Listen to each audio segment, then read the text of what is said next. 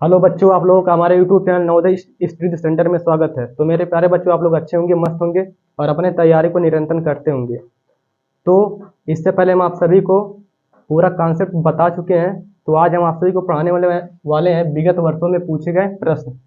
तो पहला क्वेश्चन हमारा है, विगत वर्षों में पूछे गए प्रश्न का पहला हमारा क्वेश्चन है, ध्यानपूर्वक सुनिएगा। पहला हमारा क्वेश्चन है, पहला क्वेश्चन क्या है कि जब -1 को -1 से 100 बार गुणा किया जाए तो गुणनफल क्या होगा। पहला क्वेश्चन क्या है कि जब -1 को -1 को 100 बार से गुणा किया जाए तो गुणनफल क्या होगा। पहला क्वेश्चन हमारा यह है कि जब -1 को -1 से 100 बार गुणा किया जाए तो गुणनफल क्या होगा। तो ध्यान से सुनना है, यहाँ -1 है तो क्या होगा, -1 होगा। इतनी बात समझ में आ गई सभी को। यहाँ गुना है यानी गुणा का चिन्ह है तो यहाँ गुणा का चिन्ह लगाएंगे। इससे पहले वाली क्लास में जब कॉन्सेप्ट हम आपको समझा रहे थे तो हम बताए थे कि जब भी -1 पर सम संख्या की घात लगी होती है, किस संख्या की, सम संख्या की घात लगी होती है, तो उसका उत्तर हमेशा प्लस में आता है।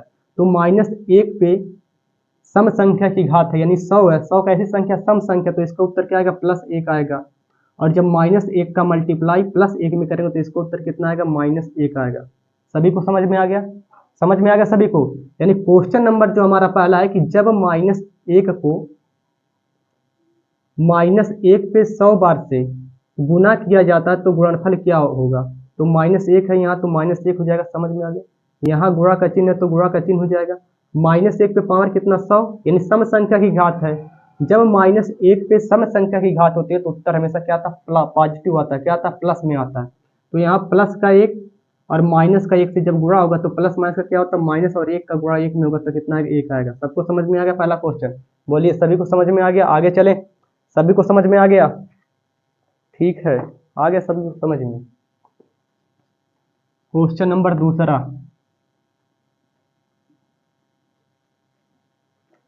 क्वेश्चन नंबर दूसरा क्या है, 76,076 को 13 से भाग देने पर भागफल क्या होगा। क्वेश्चन नंबर दूसरा क्या है कि 76,076 को 13 से भाग देने पर, किससे भाग देने पर, 13 से भाग देने पर भागफल क्या होगा। यानी 76,076 को 13 से भाग देने पर भागफल क्या होगा, ये क्वेश्चन है ना। तो ध्यान से सुनना, 13 का टेबल कितनी बार पढ़े कि 76 से अधिक ना हो, 76 हो जाए या 76 से कम हो जाए। तो 13 5 कितना होता है, 65, और 13 6 कितना होता है, 78 होता है, अधिक हो जाएगा ना। तो 13 5 कितना होता है, 65, 6 में से 5 जाएगा, 1 आएगा, 7 में से 6 जाएगा, यहाँ 1 आएगा, यहाँ क्या उतारेंगे, 0। और 13 का पढ़ा कितनी बार पढ़े कि 110 हो जाए या 110 से कम हो जाए। तो 13 5 कितना होता है, 65, 13 6 कितना होता है, 78, 13 7 91, 13 8 कितना होता है, 104। तो यहाँ 0 में से 4 घटेगा नहीं, यहाँ से कैरी यानी हासिल लेंगे, यहाँ होगा 10, 10 में से 4 जाएगा, यहाँ कितना बचेगा, 6, यहाँ कट जाएगा, फिर यहाँ 7 को उतारेंगे। और 13 5 कितना होता है, 65 होता है, 13 5 कितना होता है, 65 होता है, 7 में से 5 जाएगा, यहाँ बचेगा 2, यहाँ हो जाएगा, कट जाएगा, 6 में से 6 जाएगा, यहाँ 6 को क्या करेंगे, उतारेंगे। तो 13 दूना कितना होता है, 26 होता है, यानी पूरा पूरा कट जाएगा। यानी जब 13 को 76,076 में जब 13 से भाग देंगे तो इसका भागफल कितना आएगा, 5852 आएगा। यानी भागफल कितना आएगा, 5852 आएगा, यानी 5852 आएगा। आ गया सभी को समझ में। क्वेश्चन नंबर दूसरा समझ में आ गया सभी को। क्वेश्चन नंबर दूसरा सभी को समझ में आ गया, कितना आएगा, 5852। आ गया सभी को समझ में। क्वेश्चन नंबर तीसरा,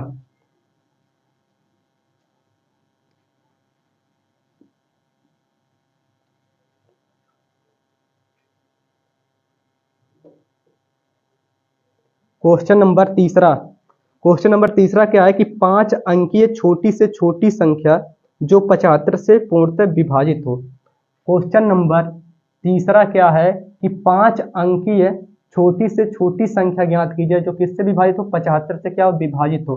तो सबसे पहले हमें यह ध्यान देना चाहिए कि 5 अंकों की छोटी से छोटी संख्या क्या होती है। तो 5 अंकों की छोटी से छोटी संख्या क्या होती है, 10,000 होती है। 5 अंकों की छोटी छोटी संख्या कितनी होती है, 10,000। अब जब 5 अंकों की छोटी से छोटी संख्या में किससे भाग दें, 75 से भाग दें तो वह संख्या पूर्णतः क्या हो, विभाजित हो जाए। तो वह 5 अंकों की छोटी से छोटी संख्या क्या है। तो इससे पहले हम जब पहला क्लास लिए थे तो इससे पहले हम 4 अंकों की संख्या बता चुके हैं इससे पहले वाले। तो यहाँ क्या आया, 5 अंकों की छोटी से छोटी संख्या ज्ञात कीजिए जो किससे विभाजित हो, 75 से विभाजित हो। तो 75 का नाम कितना होता है, 75। 100 में से 75 जाएगा, यहाँ कितना आएगा 25, यहाँ 0 उतारेंगे। और 75 का टेबल कितनी बार पढ़ा जाए कि 250 से अधिक ना हो। तो 75 3 कितना होता है, 3 5 15, 5 हासिल लगो 1, 3 7 21, 21 से कितना होता है 22, यानी 225 होता है। 0 में से 5 घटेगा नहीं, यहाँ से लेंगे उधार, यहाँ होगा कितना 10, और 10 में से 5 जाएगा, यहाँ आएगा 5, यहाँ कितना बचा 4, 4 में से 2 जाएगा, यहाँ होगा 2, यहाँ कट जाएगा। अब यहाँ 0 उतारेंगे। अब हमसे क्या कहा गया, छोटी से छोटी संख्या कहा है ना, तो हम जब छोटी से छोटी संख्या पूछता है तो हमेशा 250 से क्या ले जाते हैं, अधिक ले जाते हैं। कितनी बार ले जाएंगे, इससे अधिक बार। तो कितनी बार ले जाएं, 4 बार। कितनी बार ले जाएं, 4 बार। तो 75 चौको कितना होता है, 300 होता है। 75 चौको कितना होता है, 300। अब इसमें से घटाएंगे, 0 में से 0 जाएगा, यहाँ आएगा 0, 0 में से 5 घटेगा नहीं तो यहाँ से लेंगे कैरी, तो यहाँ कितना होगा 5 आएगा, और यहाँ हो जाएगा कट जाएगा ना। कितना बचा 5, 50 बचा। कितना बचा 50। अब 5 अंकों की वह छोटी से छोटी संख्या ज्ञात कीजिए जो 75 से क्या विभाजित हो। तो कितना है 5 अंकों की छोटी छोटी संख्या, यहाँ 10,000 है। कितना है 10,000 है। अब इसमें कितना जोड़ देंगे, 50 जोड़ देंगे, तो कितना आ जाएगा 10,050। ये हमारा क्या है, उत्तर है। अगर हम 10,050 में 75 से डिवाइड करें तो वह 5 अंकों की छोटी छोटी संख्या होगी जो 75 से क्या होगी, विभाजित होगी। जो 75 से क्या होगी, विभाजित होगी। सभी को समझ में आ गया, सभी को समझ में आ गया। ये पहला तरीका था, सभी को समझ में आ गया। बहुत सारे बच्चे ऐसे करते हैं, सभी को समझ में आ गया, हटाएं इसको। बहुत सारे बच्चे ऐसे करते हैं, इसको कितनी बार ले जाएंगे, 3 बार ले जाएंगे। तो अभी हम बताएं कि जब 3 का मल्टीप्लाई 75 में करेंगे तो कितना आएगा, 225 आएगा। अब यहाँ 0 में से 5 घटेगा नहीं तो यहाँ से लेंगे हासिल, यहाँ होगा 10, 10 में से 5 जाएगा, यहाँ आएगा 5, यहाँ कितना बचा 4, 4 में से 2 जाएगा, यहाँ 2, यहाँ कट जाएगा। अब कैसे निकालेंगे, जो यहाँ शेषफल बचा और जिससे हम भाग देते हैं, उसे क्या बोलते हैं, भाजक। तब भाजक में से क्या करते हैं, शेषफल को क्या करते हैं, घटाते हैं। तो 75 में से 25 घटाएंगे, कितना आएगा 50। अब यही 50 क्या करेंगे, इस 10,000 में क्या करेंगे, जोड़ देंगे। जब जोड़ेंगे तो कितना आएगा 10,000, कितना आएगा 50 आएगा। तो यह 5 अंकों की वह छोटी से छोटी संख्या है जो 75 से पूर्णतः क्या विभाजित हो। सभी को समझ में आ गया, दोनों तरीका सभी को समझ में आ गया, सभी बच्चे को समझ में आ गया। दूसरा तरीका, इस सवाल को हम 2 तरीके से लगा सकते हैं, और तीसरा तरीका क्या, ऑप्शन से लगा सकते हैं। कोई 4 ऑप्शन दिया होगा, उन चारों ऑप्शन में उस ऑप्शन को खोजना है, उस ऑप्शन में भाग देंगे जो 75 से पूर्णतः क्या हो जाएगा, विभाजित हो जाएगा। तो ये तीसरा तरीका। सभी को समझ में आ गया, सभी को समझ में आ गया। आगे चलें।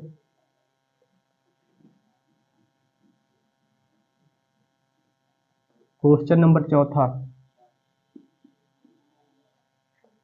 क्वेश्चन नंबर चौथा क्या है, 8,93,645 कितना है, 8,93,645, 8,93,645 तथा 6,35,889 के योग से कितना, 6,35,000, 6,35,000, 6,35,489, 489 के योग मीन्स क्या होता है, जोड़ना। योग मीन्स क्या होता है, जोड़ होता है। योग से जो संख्या घटाने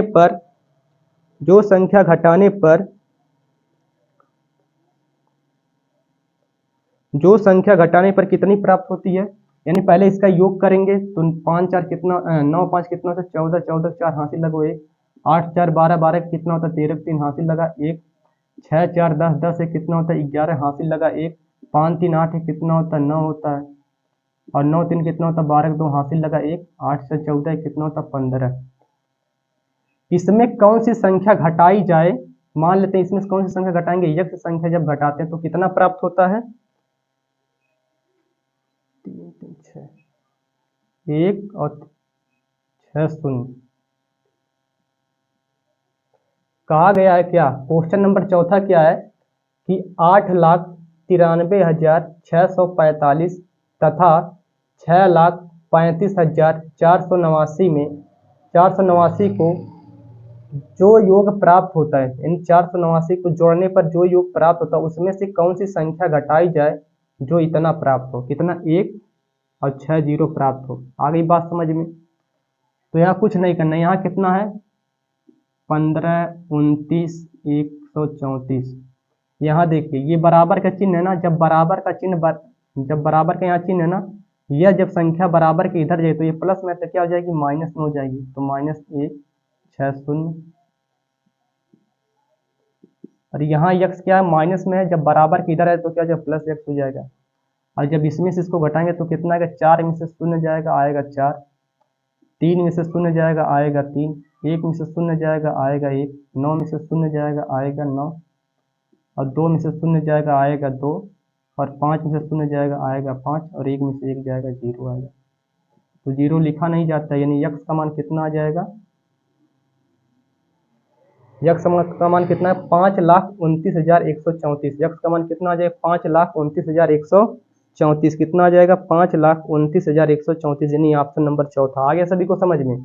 क्वेश्चन नंबर चौथा क्या, फिर से सुनिएगा। कहा गया है कि जब 8,93,645 में 6,35,489 को जोड़ा जाता है तो उसके योग में से कौन सी संख्या घटाई जाए जो इतना प्राप्त हो। उस संख्या में से कौन सी संख्या घटाई जाए, हमने मान लिया यक्स संख्या घटाई जाए तो कितना, इतना प्राप्त होता है। तो पूछा जा रहा हुआ संख्या क्या होगी। तो कुछ नहीं करना, यहाँ कितना जितना है यहाँ लिख लिए।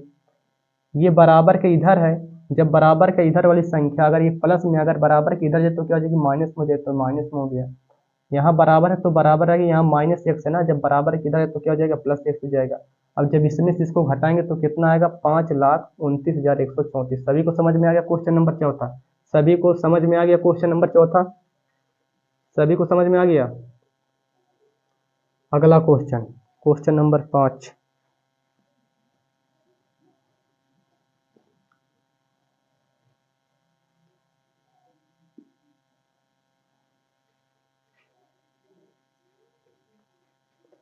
क्वेश्चन नंबर 5वां क्या है कि प्रथम 10 अभाज्य संख्याओं के गुणनफल में इकाई अंक क्या होगा।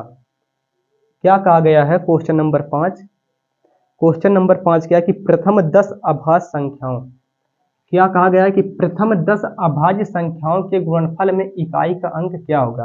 यानी प्रथम 10 अभाज्य संख्याओं के गुणनफल में इकाई का अंक क्या होगा। तो ध्यान से सुनिएगा कि पहली हमारी अभाज्य संख्या क्या होती है, 2 होती है। 2 के बाद अभाज्य संख्या क्या आती है, 3 आती है।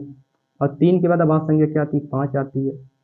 उसके बाद क्या आता है, 7 आता है। उसके बाद क्या आता है, 11 आता है। उसके बाद कितना आता है, 13 आता है। उसके बाद क्या आता है हमारा, 17 आता है। उसके बाद कितना आता है, 19 आता है। तो कितनी अभाज्य संख्या हुई, 1 2 3 4 5 6 7 8। उसके बाद क्या हमारा आता है, 23 आता है। उसके बाद हमारा क्या आता है, 23 24 नहीं आता, 25 नहीं, 26 नहीं, 27 नहीं, 29 आता है। तो ये हमारी क्या होगी, प्रथम 10 अभाज्य संख्याओं का जब आपस में गुणनफल किया जाए तो इकाई का अंक क्या होगा। तो मेरे प्यारे बच्चों, इससे पहले हम आप सभी को समझा चुके हैं पहली पहली क्लास में कि जब भी इकाई अंक आपसे पूछे तो सबसे पहले हमें ध्यान उस अंक को देना है जो सम संख्या हो, और सम संख्या आने के साथ साथ उसके साथ क्या आया हो, 5 आया हो। क्योंकि जब 5 का मल्टीप्लाई किसी भी सम संख्या में करते हो तो उसका उत्तर हमेशा क्या आता है, इकाई का अंक हमेशा कितना आता है, शून्य आता है। क्या आता है, शून्य आता है। तो हमें तो 5 दिखाई दिया, क्या 5 के साथ कोई सम संख्या आई है, तो हमें दिखाई दिया कि 5 के साथ कौन सी सम संख्या आई, 2 आया। क्या आया, 2 आया। और जब 2 और 5 का आपस में मल्टीप्लाई करेंगे तो कितना होता है, 5 दूना 10, और इकाई का अंक यहाँ क्या आ गया, शून्य। और शून्य से किसी भी संख्या मल्टीप्लाई करेंगे तो हमेशा इसका इकाई का अंक कितना आएगा, शून्य आएगा। सभी को समझ में आ गया। तो इकाई अंक क्या होगा, शून्य होगा। सभी को समझ में आ गया। यानी क्वेश्चन नंबर 5वें का कहने का तात्पर्य यह है कि प्रथम 10 अभाज्य संख्याओं का जब आपस में मल्टीप्लाई किया जाएगा तो उसका इकाई का अंक क्या होगा। तो इकाई का अंक क्या होगा, शून्य होगा। क्वेश्चन पूरे लिखने की जरूरत नहीं थी। क्यों नहीं थी, क्योंकि पहली सबसे छोटी अभाज्य संख्या 2, 2 के बाद 3 और 3 के बाद 5, और 5 में मिल गया। और 5 के साथ कोई भी सम संख्या का मल्टीप्लाई करते हैं तो हमेशा इकाई का अंक क्या आता है, शून्य आता है। और शून्य का मल्टीप्लाई किसी भी संख्या में करोगे तो उसका इकाई के स्थान पे क्या आएगा, शून्य आएगा। बताओ सभी को समझ में आ गया। क्वेश्चन नंबर 5 सभी को समझ में आ गया, आगे सभी को समझ में। क्वेश्चन नंबर 6,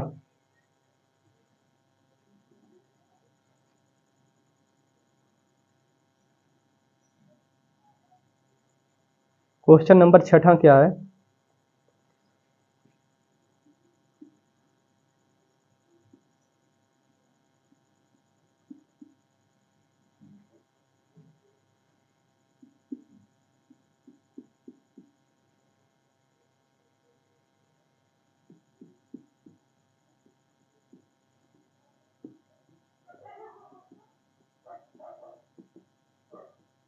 क्वेश्चन नंबर 6 क्या है कि 3207 गुणा 12 गुना 17 गुना 13 में इकाई का अंक क्या होगा? इससे पहले समझा चुके, जब भी हमें चाहे कितनी भी बड़ी संख्या हो, हमसे पूछा क्या जा रहा है, इकाई का अंक क्या होगा, इकाई का अंक क्या होगा। तो हमें मतलब रखना सिर्फ मात्र इकाई के अंक से। तो इसमें इकाई का अंक क्या है 7, और इसमें इकाई का अंक क्या है 2, इसमें इकाई का अंक क्या है 7, इसमें इकाई का अंक क्या है 3। तो हमें मतलब किससे, इकाई के अंक से। तो 7 का मल्टीप्लाई 2 में करेंगे तो कितना होगा, 7 दूना कितना होता है 14 होता है। और 14 में इकाई का अंक क्या है हमारा 7 आया, 14 में इकाई का अंक क्या है 4 आया, और 4 का मल्टीप्लाई किस में करेंगे 7 में, तो 4 सत्ते कितना होता है 28। अब 28 में इकाई का अंक क्या आया 8 आया, अब 8 का मल्टीप्लाई करेंगे 3 में, तो 8 तरीक कितना होता है 24, और इसमें इकाई का अंक आ गया हमारा 4। तो इसका इकाई का अंक क्या होगा 4 होगा। आगे सभी को समझ में, इसका इकाई का अंक क्या होगा 4 होगा। आ गया सभी को समझ में, आ गया। इसका इकाई का अंक क्या होगा 4 होगा। एक बार फिर से समझ लो, एक बार फिर से। इसमें इकाई का अंक क्या है 7, ऐसे लिख सकते हैं। फिर गुना है तो गुना, इसमें इकाई का अंक क्या है 2, तो यहाँ 2 लिखेंगे। इसमें इकाई का अंक क्या है 7, तो यहाँ 7 लिखेंगे। इसमें इकाई क्या है 3, तो 3 लिखेंगे। अब 7 का गुणा करेंगे 2 में, तो 7 दूना कितना होता है 14, और 14 में इकाई का अंक क्या है 4, फिर 4 का गुणा करेंगे 7 में, तो 4 से कितना होता है 28, 28 में इकाई का अंक क्या है 8 है, 8 का गुना करेंगे 3 में, तो 8 से कितना होता है 24, और 24 में इकाई का अंक क्या है 4। हमारा उत्तर क्या होगा 4। हमारा उत्तर जो होगा 4, यानी ऑप्शन नंबर तीसरा। आ गया सभी को समझ में? क्वेश्चन नंबर 6 सभी को समझ में आ गया। आगे चलें।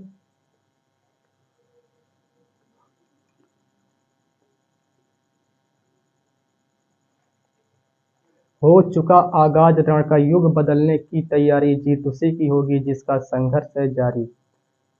जो पसीना बहाएगा वह मैदान जीत कर आएगा। तो मेरे प्यारे बच्चों, अगर आपको सफलता चाहिए तो हमें दिन रात एक करनी पड़ती है, क्योंकि सफलता का मात्र एक ही राज होता है कि जो जितना मेहनत करेगा वह व्यक्ति उतना ही आगे जाएगा, वह बच्चा उतने ही आगे जाएगा। तो सभी को समझ में आ गया, आगे चलें।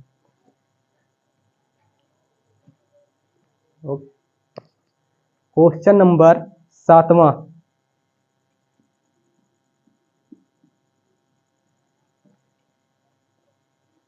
क्वेश्चन नंबर 7वां क्या है कि दो संख्याओं का योग 2,34,560 है। कितनी संख्या है, दो संख्या। कितनी संख्या, दो संख्या। मान लेते हैं एक संख्या हमारी क्या होगी x होगी, और एक संख्या हमारी क्या होगी y होगी। इन दोनों संख्याओं का योग दिया गया है। कितना दिया गया है, इन दोनों संख्याओं का योग है 2,34,560। कितना, 2,34,560। ये सबको समझ में आया?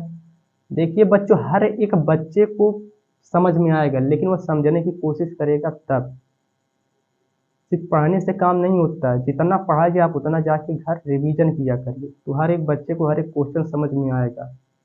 तो जो क्वेश्चन का कहने का तात्पर्य है कि दो संख्याएं हैं, एक हमने मान ली संख्या x, एक संख्या क्या है y है। जब इन दोनों संख्याओं को आपस में जोड़ा गया तो इनका योगफल आया 2,34,560। आगे सभी को समझ में, आगे चले।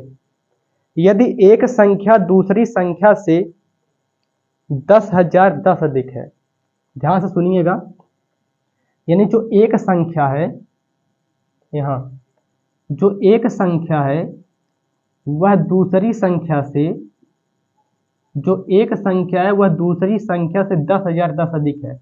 यानी जो यह हमारी संख्या वह इस संख्या से कितना अधिक है 10,010। ये पहले से ये दिखा ना 10,010। अगर बराबर करना हो तो इसमें या तो 10,010 जोड़ दे, या तो इसमें 10,010 घटा दे। जैसे यहाँ समझ लेते हैं, अगर मैं कह दूं ये पहली संख्या हमारी है, हमारी क्या है दूसरी संख्या। मैं कह दूं ये हमारी पहली संख्या 5, ये हमारी दूसरी संख्या क्या है 15 है। तो क्वेश्चन का कहने का तात्पर्य यह है कि यदि क्वेश्चन का कहने, यदि पहली संख्या हमारी कितनी है 15 है और दूसरी संख्या क्या है 5 है, मैं कह दूं कि यदि पहली संख्या दूसरी संख्या से, किससे, दूसरी संख्या से कितना अधिक है, 10 अधिक है। देखो 10 अधिक यानी 5 से 15 है ना, तो 5 से कितना अधिक है, 10 अधिक है कि नहीं है। यानी पहली संख्या दूसरी संख्या से कितनी अधिक है, 10 अधिक है। या तो 10 इसमें घटा दे तब ये इसके बराबर हो जाएगा, या तो 10 इसमें जोड़ दें तब ये दोनों आपस में बराबर हो जाएंगे। समझ में आ गया, समझ में आ गया सभी को। देखो 10 5 कितना होता है, 15 होता है, और 15 बराबर 15। या तो 10 इसमें जोड़ दें या तो 10 इसमें घटा देंगे, 10 15 में से 10 जाएगा 5 और 5 बराबर 5। सभी को समझ में आ गया, समझ में आ गया। अब चलते हैं, ये समझ में आ गया सभी को, ये समीकरण 1 समीकरण 2 आ गया सभी को समझ में। अब यहाँ x का मान हमें पता चल गया कितना आ गया, y प्लस 10,010। तो x के स्थान पे हम क्या लिख सकते हैं, y प्लस 10,010। तो इस ऑप्शन में रखेंगे समीकरण पहले में। तो x के स्थान पे लिखेंगे क्या, y प्लस 10,010। प्लस है तो प्लस, यहाँ y है तो y, इन बराबर कितना दिया गया, 2,34,560। सभी को समझ में आ गया। यहाँ एक y और यहाँ का एक y, कितना y हो जाएगा, 2y होगा। समझ में आ गया सभी को, बराबर 2,34,560। यहाँ 10,010 यहाँ प्लस में बराबर के इधर आ गया तो क्या हो जाएगा, माइनस में हो जाएगा 10,010। आगे सबको समझ में। आज जब इसमें से इसको घटाएंगे तो कितना आएगा, शून्य में से शून्य जाएगा, आएगा शून्य। 6 में से 1 जाएगा, यहाँ आएगा 5। अब 5 में से शून्य जाएगा, यहाँ आएगा 5। 4 में से शून्य जाएगा, आएगा 4। और 3 में से 1 जाएगा, यहाँ आएगा 2, और यहाँ 2 है तो 2। यानी 2y बराबर कितना आ गया, 2,24,550 आ गया। इसी चीज़ को यहाँ लिख रहा हूँ, 2y बराबर कितना आ गया, 2,24,550। अब 2 यहाँ किस रूप में है, गुणा के रूप में ना, जब बराबर के इधर आए तो क्या हो जाएगा, भाग के रूप में हो जाएगा। तो 2 एकन्नम कितना होता है, 2 2 एकन्नम 2, 2 दूना कितना होता है 4, यहाँ बचा 5, 2 दूना 4, यहाँ बचा 1, 15 हुआ, 2 7 14, 1 बचा 2 5 10 हो गया। यानी y का मान कितना हो गया, 1,12,275 हुआ। y का मान कितना हो गया, 1,12,275 हो गया। अगर हमें x का मान निकालना तो x बराबर यहाँ दिया गया, x बराबर कितना है, y प्लस 10,010। तो x तो यहीं रहेगा। y का मान कितना आ गया, y का मान आ गया 1,12,275 में जोड़ देंगे किसको, 10,010 को, तो x का मान आ जाएगा 822, कितना आ जाएगा, 2,22,285। x का मान कितना आ जाएगा, 2,22,285। कितना आ जाएगा,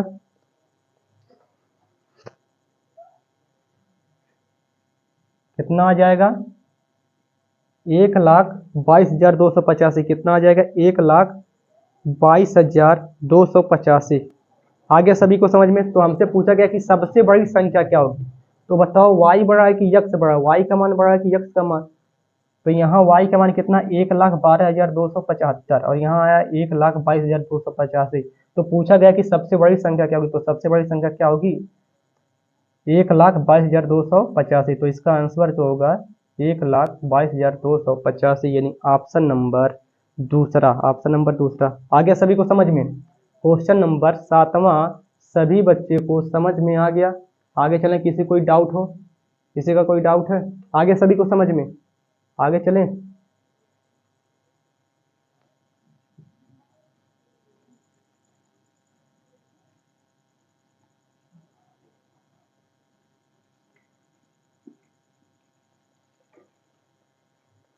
क्वेश्चन नंबर 8वां, क्वेश्चन नंबर 8वां क्या है कि संख्या 5.029, क्वेश्चन नंबर 8वां है कि संख्या 5.029 को किस संख्या से भाग दिया जाए कि 50.29 प्राप्त हो। कहा गया है कि 5.029 को किस संख्या से भाग दिया जाए कि, मान लेते हैं उस संख्या, हम किस संख्या से भाग दे रहे हैं, x संख्या से भाग दे रहे हैं, तो कितना प्राप्त होता है, 50.29 प्राप्त होता है। समझ में आ गया। क्वेश्चन नंबर 8वें के कहने का तात्पर्य है कि 5.029 को किस संख्या से भाग दिया जाए, किस संख्या से भाग दिया जाए। हमने मान लिया वह संख्या क्या थी, x, यक्ष संख्या से जब इसमें भाग देंगे तो प्राप्त कितना होगा 50.29। आया इतना समझ में? क्वेश्चन का मतलब समझ में आया सभी को? क्वेश्चन का मतलब समझ में आ गया? इससे भाग देंगे, क्या इसके बटे एक मान सकते हैं? सबको समझ में आता है, इसके बटे एक मान सकते हैं ना। जब इसका मल्टीप्लाई इसमें करेंगे और इसका मल्टीप्लाई इसमें करेंगे, जब यक्ष का मल्टीप्लाई इसमें करेंगे तो आएगा यक्ष गुना 50.29। आ गया सभी को समझ में? यक्ष का गुना इसमें करेंगे तो आएगा यक्ष गुना 50.29। समझ में आया? अब एक का मल्टीप्लाई इसमें करेंगे तो आएगा 5.029। इतना समझ में आया? अब जरा यहाँ ध्यान से सुनिए, यहाँ क्या है 50.29 किस रूप में है? गुना के रूप में, यानी गुणा के रूप में है ना। जब बराबर के इधर आएगा तो हो जाएगा 5.029, यह गुना के रूप में, बराबर के इधर आएगा तो हो जाएगा भाग के रूप में, कितना हो जाएगा 50.29। आ गई बात समझ में? अब बात क्या है कि यहाँ 3 अंक पहले दशमलव है और यहाँ 2 अंक पहले दशमलव है।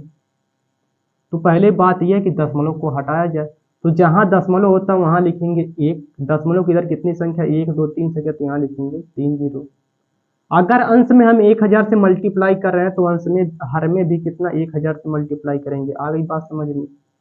और जब इसका गुना पूरा 5029 का गुना जब 1 में करेंगे तो आएगा 5029, और इसके बाद कितना शून्य? 1 2 3 शून्य, तो यहाँ 3 शून्य लगाएंगे, बटे करेंगे।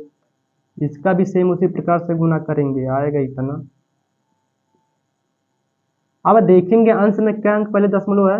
1 2 3 अंक पहले दशमलव है ना। दाहिनी तरफ से क्या अंक पहले दशमलव? 3 अंक पहले, तो यहाँ 3 अंक पहले लगाएंगे दशमलव, 1 2 3 अंक पहले दशमलव। और दशमलव के बाद जीरो का महत्व तो नहीं होता है, हटा सकते हैं। सबको समझ में आ गया यहाँ तक? हर में कितने अंक पहले दशमलव? 1 2 अंक पहले दशमलव, तो यहाँ 2 अंक पहले दशमलव, 1 अंक 2 अंक पहले यहाँ दशमलव लगाएंगे, और दशमलव के बाद जीरो का महत्व नहीं होता है। अब देखिए आसान क्वेश्चन हमारा बन गया। यहाँ 5029, यहाँ 5029, यहाँ तो 5029 से करना 5029, यहाँ आ गया, ऊपर बचा 1 बटे कितना हो गया 10, और 10 से जब इसमें 1 में भाग करेंगे तो आएगा 0.1। इसका उत्तर जो आएगा 0.1। क्वेश्चन नंबर 8वां सभी को समझ में आ गया? सभी बच्चे को क्वेश्चन नंबर 8वां सभी को समझ में आ गया? क्वेश्चन नंबर 8वां सभी को समझ में आ गया? एक बार दोबारा समझा रहे हैं। क्वेश्चन नंबर 8वां क्या था कि जब 5.029 को किस संख्या से भाग दिया जाए कि 50.29 प्राप्त हो। हमने मान लिया उस संख्या यक्ष से भाग करेंगे तो कितना प्राप्त होगा? 50.29। इतना समझ में आया?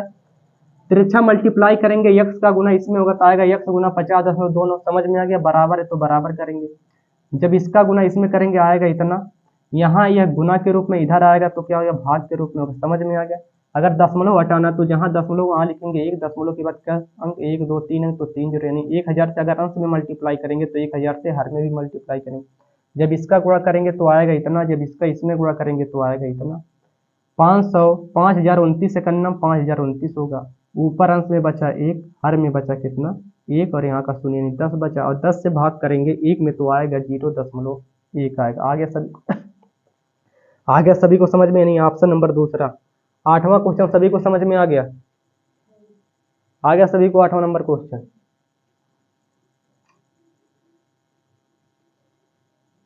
क्वेश्चन नंबर 9वां। क्वेश्चन नंबर 9वां क्या है? अमित अपने जन्मदिन पर कक्षा में सभी छात्रों को एक पार्टी देता है। यानी अमित नाम का एक बच्चा है, वह अपने जन्मदिन के अवसर पर सभी छात्रों को एक पार्टी देता है। इसके लिए उसने बिस्कुट के 4 डब्बे खरीदे। यानी अमित नाम का एक बच्चा है। कैसा? यह अमित नाम का क्या है? एक बच्चा है। यह अपने जन्मदिन के अवसर पर, कौन सा बच्चा है? अमित नाम का क्या है? बच्चा है। आ गई बात समझ में?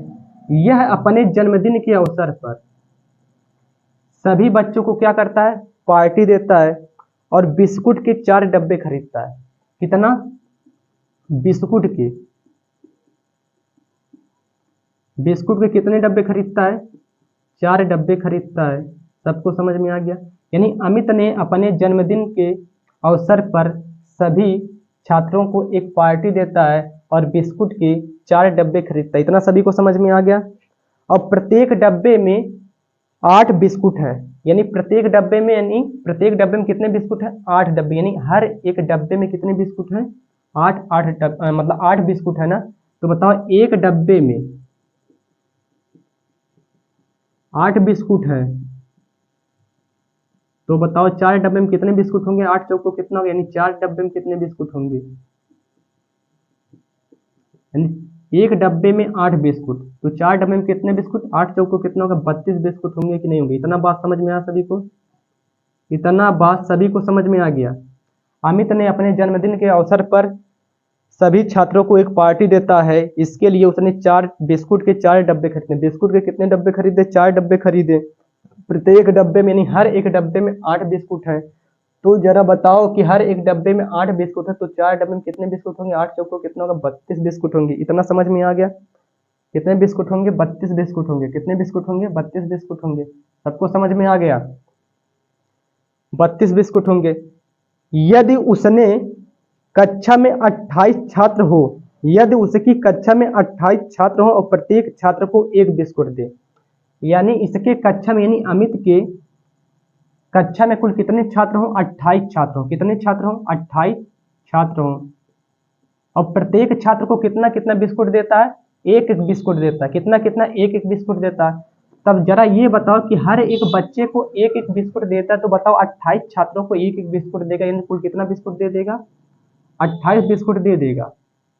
28 बिस्कुट वह क्या दिए, क्या किया? छात्रों को दे दिया। तो बताओ उसके पास कितने बिस्कुट बचे? तो टोटल कितने बिस्कुट वो खरीदा था? 32 खरीदा ना था ना, 32। अब 32 में से 28 छात्रों को एक एक बिस्कुट दे दिया, यानी 28 बिस्कुट उसने बांट दिया।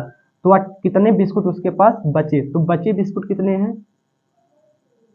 बचे बिस्कुट, तो पूरा बिस्कुट कितने थे? 32। 32 में से 28 उसने बांट दिया, तो कितने बिस्कुट बचेंगे? तो 32 में से 28 जाएगा, यानी कितना होगा? 4 बिस्कुट बचेंगे। कितने बिस्कुट बचेंगे? 4 बिस्कुट बचेंगे। तो पूछा गया है कि तो पूछा क्या गया है कि निम्नलिखित में से कौन सा व्यंजक बचे हुए बिस्कुटों की संख्या को दर्शाता है? यानी 4 ऑप्शन दिए गए, उन चारों ऑप्शन में हमें यह खोजना है कि कौन सा व्यंजक इन चारों ऑप्शनों में से बिस्कुटों की संख्या को दर्शाता है। तो पहला ऑप्शन हमारा क्या है? 8 चौको 32 प्लस 28 करेंगे, ये ज्यादा हो जाएगा, हमें चाहिए कितना? 4। पहला ऑप्शन गलत हो गया। दूसरा भी हमारा क्या हो जाएगा? गलत। तीसरा भी गलत है। ऑप्शन नंबर चौथा, ऑप्शन नंबर हमारा चौथा क्या है? ऑप्शन नंबर चौथा क्या है कि हमारा 4 गुना 8 और माइनस कितना? 28। 8 चौको कितना होता है? 32 माइनस 28। अब 32 में से 28 जाएगा, कितना बचेगा? 4।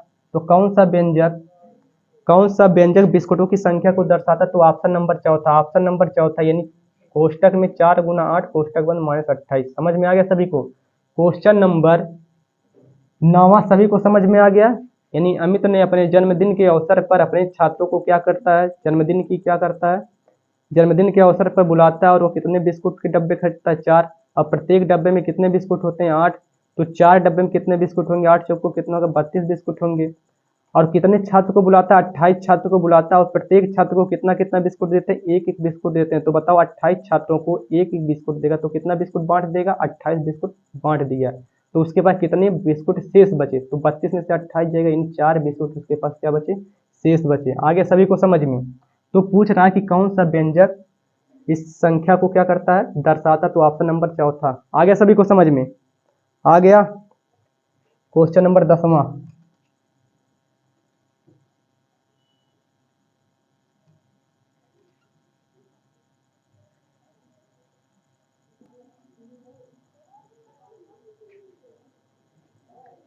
क्वेश्चन नंबर 10वां क्या है कि संख्या एक दी गई है,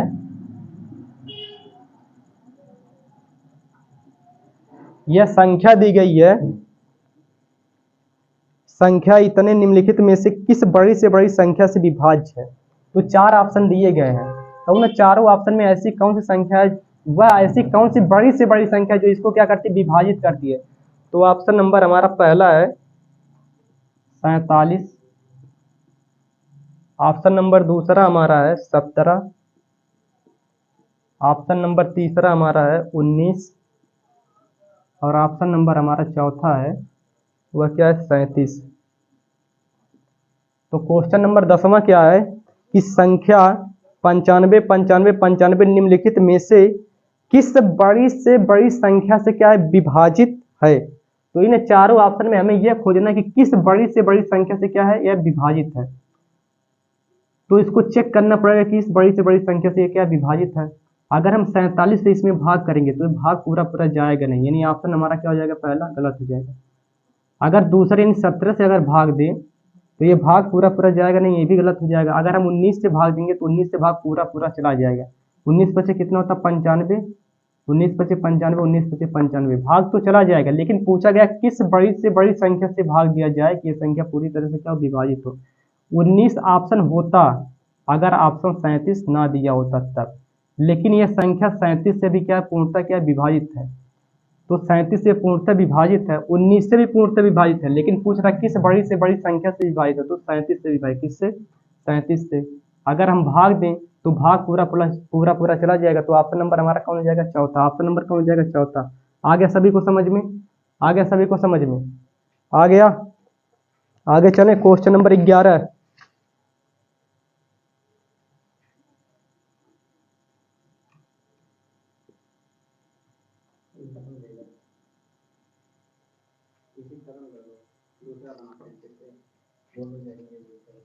तो बच्चों आज की क्लास यहीं तक रखते हैं, आगे की क्लास कल। जय हिंद।